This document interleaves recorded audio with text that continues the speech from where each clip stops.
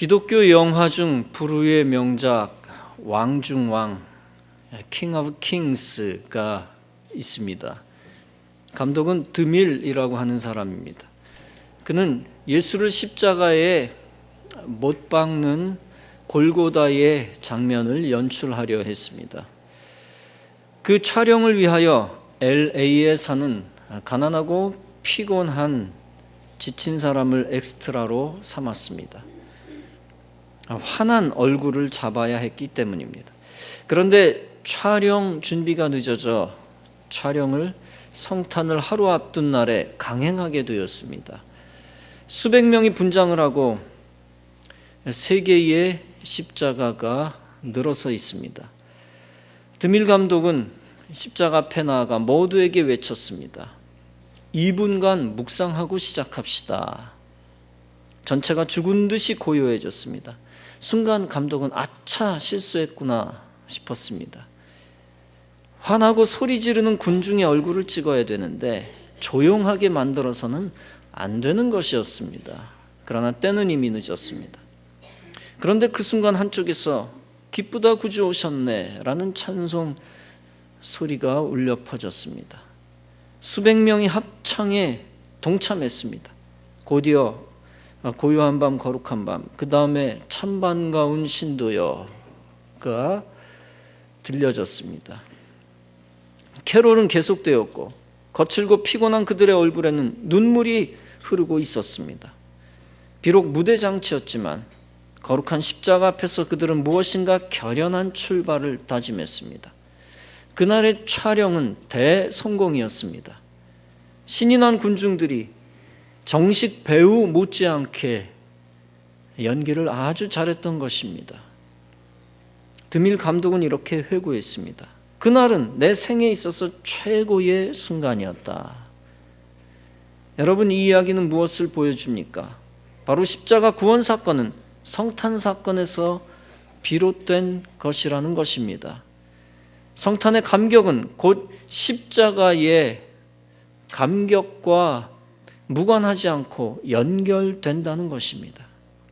바로 수많은 사람들이 함께 노래하며 예수 탄생을 축하할 때 하나님이 역사하셨습니다. 모인 모든 사람들이 진심으로 예수님의 십자가 사건을 제대로 표현하고 전파하려고 했습니다. 모두 하나 되어 거룩한 작품을 봉헌하여 하나님께 영광 돌리고자 했습니다. 그 중심을 보고 하나님이 기뻐하시고 놀라운 작품을 허락하신 것입니다. 예수님의 탄생은 보통 사람의 탄생과는 다른 것입니다. 어떤 위대한 인물이나 성인의 탄생과 다릅니다. 위인들의 탄생은 예언 속에서 이루어지지 않습니다. 100년 전, 1000년 전에 그 위인이 태어날 것이라고 예언하는 일이 없습니다. 단지 태어난 이후에 장차 큰 인물이 될 것이다 라는 축복 정도의 말을 들을 뿐입니다.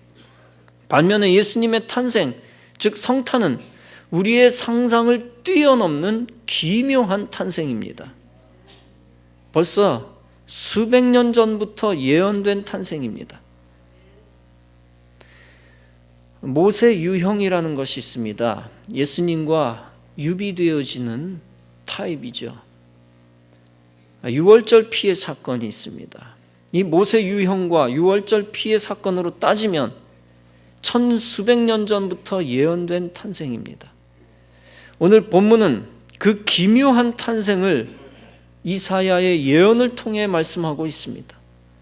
이는 한 아기가 우리에게 낳고 한 아들을 우리에게 주신 것이다. 그 어깨에는 정사를 메었고 그 이름은 기묘자라, 모사라, 전능하신 하나님이라, 영존하시는 아버지라, 평강의 왕이라 할 것임이라. 정사를 어깨에 맸다는 것은 엄청난 권위를 지녔다는 뜻입니다. 그 이름은 기묘자, 모사라는 말은 Wonderful Counselor라는 겁니다. 어느 누구도 감히 생각지 못한 놀라운 계획을 세우시는 분이라는 뜻입니다.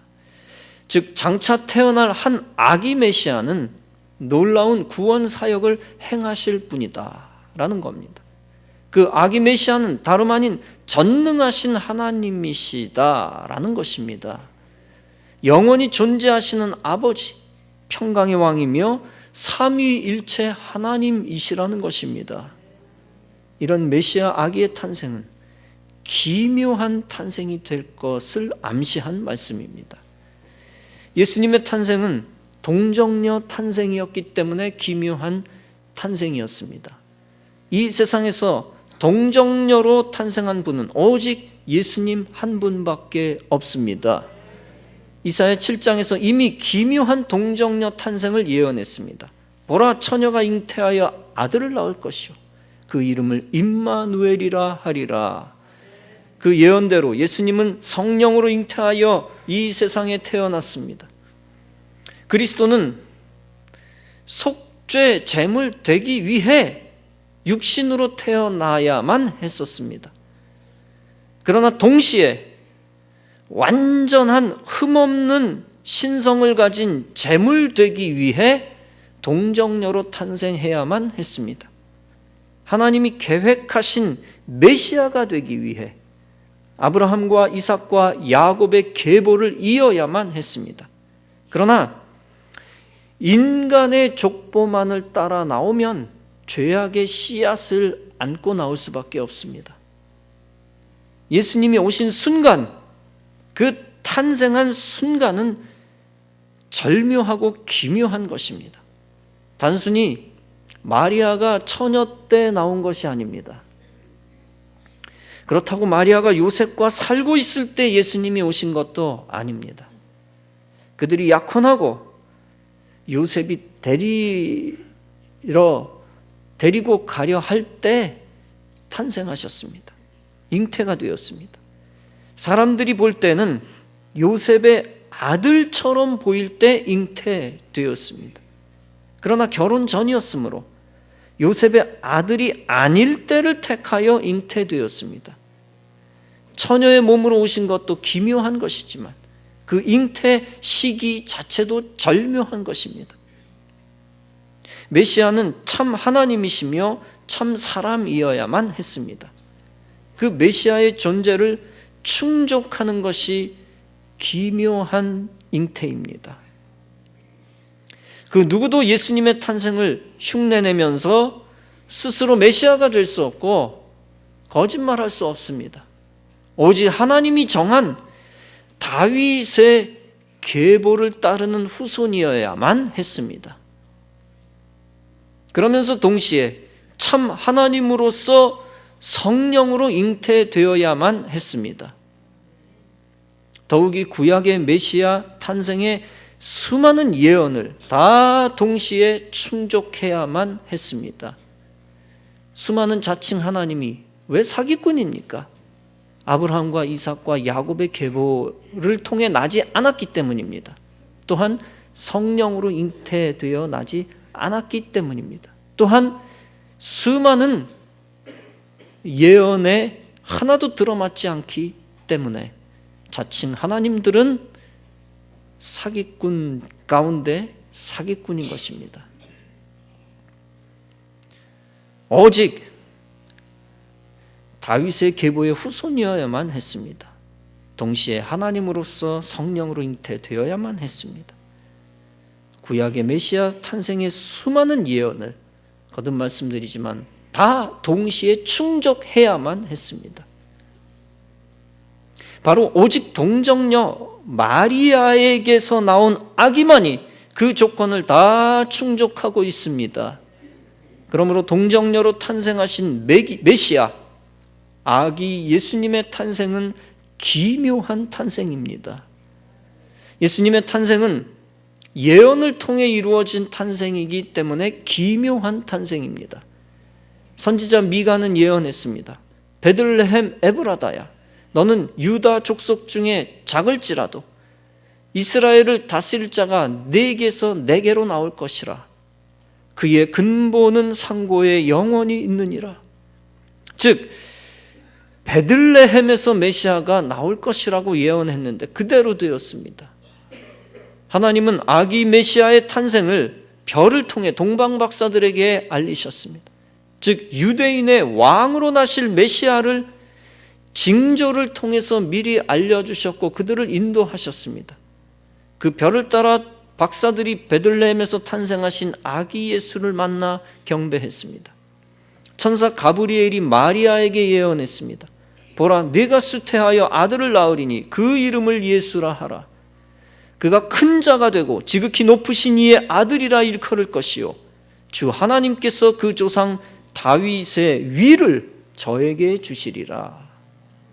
또 이사야는 메시아가 인간의 죄를 담당하실 것을 예언했습니다.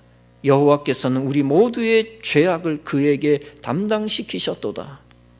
스가랴는 메시아가 예루살렘에 입성하실 것을 예언했습니다. 그 외에 메시아에 대한 예언은 350개가 됩니다. 이 모든 예언이 우연히 한 사람에게서 일치할 확률은 없습니다. 제로입니다. 오직 하나님이 계획하신 예수 그리스도에게서 일치했습니다. 이렇게 예언을 통해 탄생했기 때문에 메시아의 탄생은 기묘한 탄생입니다. 더 나아가 메시아의 탄생은 영적으로는 가장 영광스럽게, 육신적으로는 가장 초라하게 탄생하셨기 때문에 기묘한 탄생입니다. 가장 영광스럽게, 가장 비천하게 탄생했기 때문에 기묘한 탄생이다. 보통 역대 임금들의 아들이 탄생하면 온 나라가 기뻐합니다. 왕의 아들이 탄생하면 육신적으로는 가장 화려하게 축하받으며 탄생합니다. 그런데 만왕의 왕이 되시는 우주의 왕 메시아의 탄생은 어떠했습니까? 육신적으로는 가장 비참하게 탄생했습니다. 예수께서 하늘 영광을 버리고 가장 비천한 곳에 내려오셨습니다. 너무 초라한 곳에 오시니까 세상이 갑자기 눈치채지 못했습니다. 가장 비천한 마을 베들레헴에 오셨습니다. 그 가운데서도 가장 비천한 장소 마구간의 구유에 오셨습니다. 그것도 하나님의 계획과 섭리 가운데서 이루어진 것입니다. 당시 아우구스투스 황제가 칙령을 내려 온 세계가 호적 등록을 하게 되었습니다. 요셉은 다윗 가문의 자손이므로 호적 등록을 해야만 했습니다. 갈릴리의 나사렛 동네에서 다윗의 동네 베들레헴으로 올라갔습니다. 그들이 거기 머물러 있는 동안 해산의 날이 되었습니다. 수많은 사람들이 올라왔기 때문에 여관에는 그들이 들어갈 방이 없었습니다. 마리아가 아들을 낳아 포대기에 싸서 구유에 눕혔습니다. 이로써 가장 높으신 하나님, 가장 낮은 비천한 곳에서 육신의 숨을 쉬기 시작한 것입니다. 하나님의 아들이 가장 바닥 중에 바닥에 오셔서 육신의 숨을 쉬기 시작한 것입니다. 죄인들을 구원하시기 위해 인간 세상의 바닥까지 내려오신 것입니다. 우연히 어떻게 하다 보니까 바닥에서 태어난 것이 아니라 하나님의 깊은 섭리와 계획이 있었다. 가장 처참한 인생들을 하늘로 끌어올리시기 위해 가장 비천한 곳에서 출발하신 것입니다. 그리고 예수 탄생은 그 탄생을 막으려는 무서운 저항과 함께 시작되었습니다. 헤롯이 아기 예수를 죽이려 하니 요셉과 마리아가 아기 예수를 데리고 이집트로 피신했습니다. 그런데 구세주의 탄생을 막기 위한 마귀의 저항은 헤롯을 통해 계속되었습니다. 안타깝게 육체적인 살육으로 이어졌습니다. 헤롯이 동방에서 온 박사들에게 속은 것을 알고 분이 여겼습니다. 그래서 만왕의 왕의 탄생을 막기 위해 베들레헴 지역 2살 이하 아기들을 다 죽였습니다. 이렇게 인간의 눈으로 보면, 역사적으로 보나 육체적인 상황으로 보나 암흑의 시기였습니다. 절대 화려한 탄생이 아닙니다. 개인적으로도 가장 비참한 탄생이었지만 그 맥락, 상황 자체가 피 흘림의 상황, 가장 처절한 비극적인 암흑의 상황이었습니다. 동시에 기묘한 것은 영적으로는 가장 영광스럽게 탄생하셨다는 사실입니다. 처음에는 너무 초라하게 오셔서 어떤 인간도 몰랐습니다. 그러나 천군 천사는 모든 것을 알고 하늘에서 크게 경축합니다. 주의 사자가 곁에 서고 주의 영광이 목자들을 두루 비추었습니다. 그 영광의 빛을 보고 목자들이 크게 무서워합니다. 그때 천사가 그들에게 말합니다. 무서워 말라. 보라, 내가 온 백성에게 미칠, 즉 온 백성에게 다가갈 큰 기쁨의 좋은 소식을 너희에게 전하노라. 오늘날 다윗의 동네에 너희를 위하여 구주가 나셨으니 곧 그리스도 주시니라. 그러면서 성경은 무엇이라 말씀하고 있습니까? 호련히 허다한 천군이 그 천사와 함께 있어 하나님을 찬송하였다고 했습니다. 그들이 무엇이라고 찬송했습니까? 지극히 높은 곳에서는 하나님께 영광이요, 땅에서는 기뻐하심을 입은 사람들 중에 평화로다. 허다한 천군 천사라고 했습니다. 그 수가 수백인지 수천인지 수만인지 수십만인지는 정확히 알 수 없습니다. 그러나 어마어마한 숫자가 경축하며 찬송을 했을 것입니다. 만약 높은 하늘에서 수만 명의 천사들이 트럼펫을 불었다면 그 장관은 상상을 초월하는 것이었을 것입니다. 가장 비천한 구유는 어두침침한 곳이었을 것입니다. 반면에 메시아의 탄생을 경축하는 곳은 영광의 빛으로 가득한 곳입니다. 영적으로는 예수님의 탄생은 하늘의 빛이 이 땅에 내려오신 사건입니다.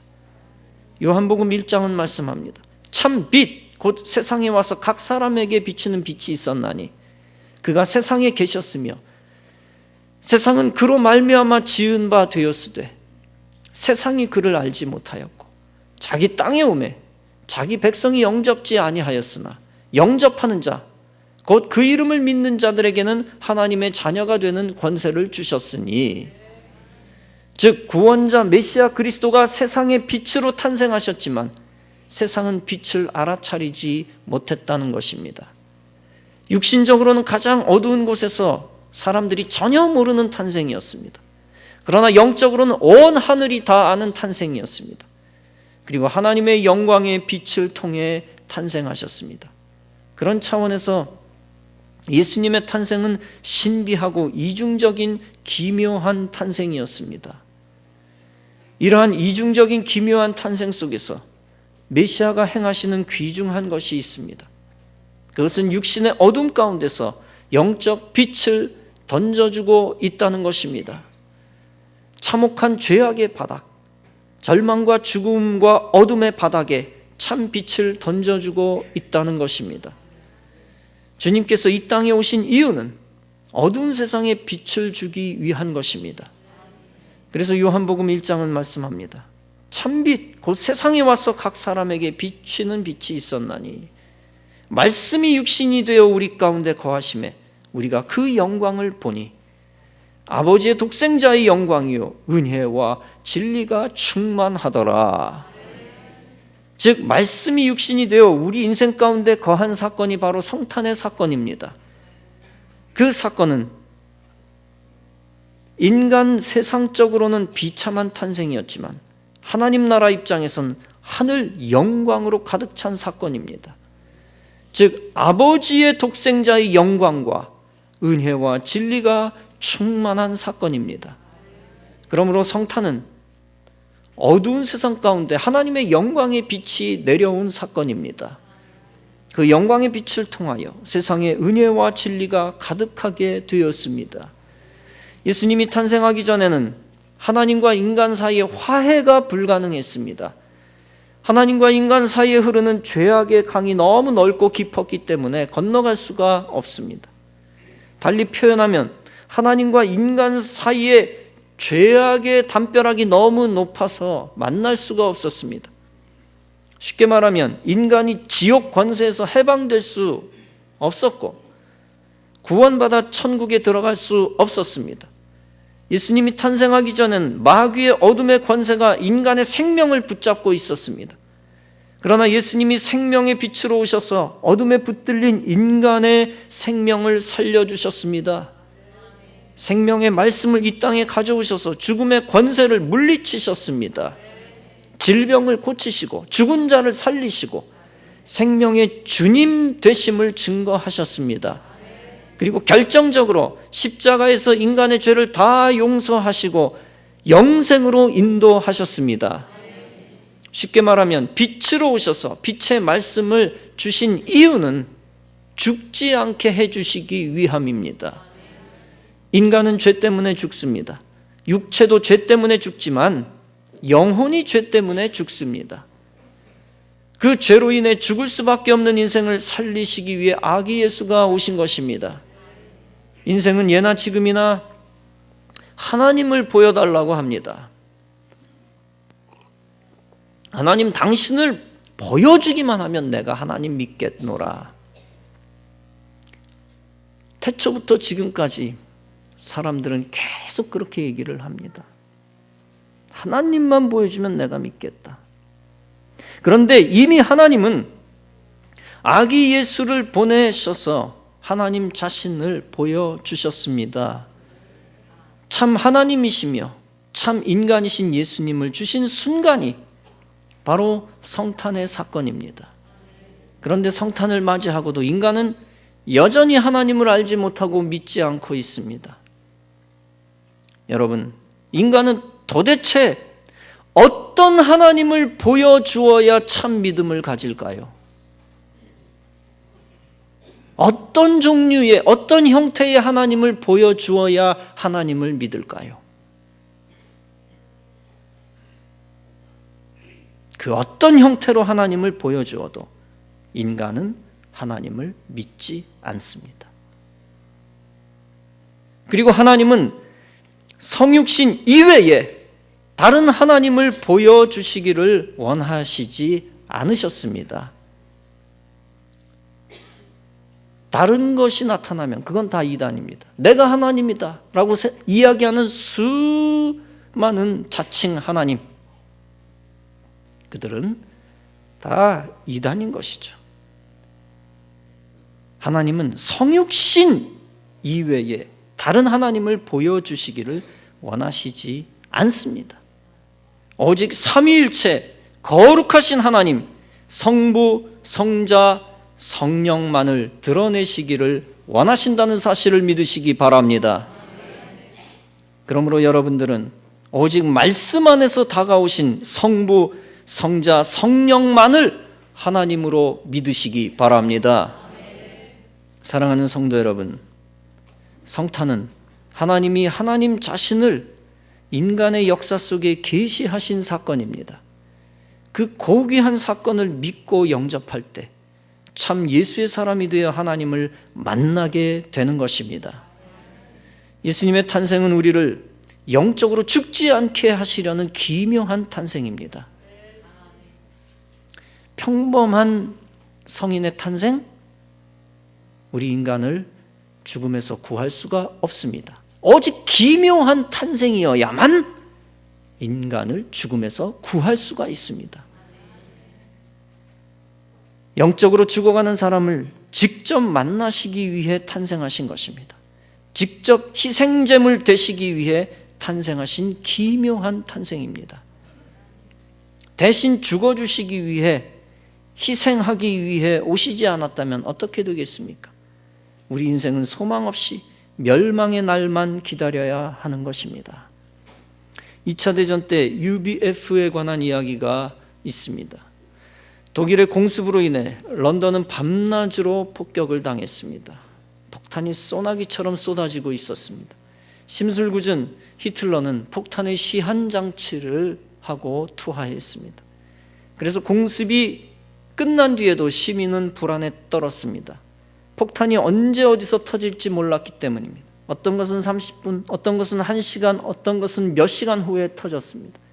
어떤 것은 며칠 후에 폭발되도록 시한 장치가 되어 있었습니다. 그러니 공습 경보가 끝나도 런던 시민들은 안절부절할 수밖에 없었습니다.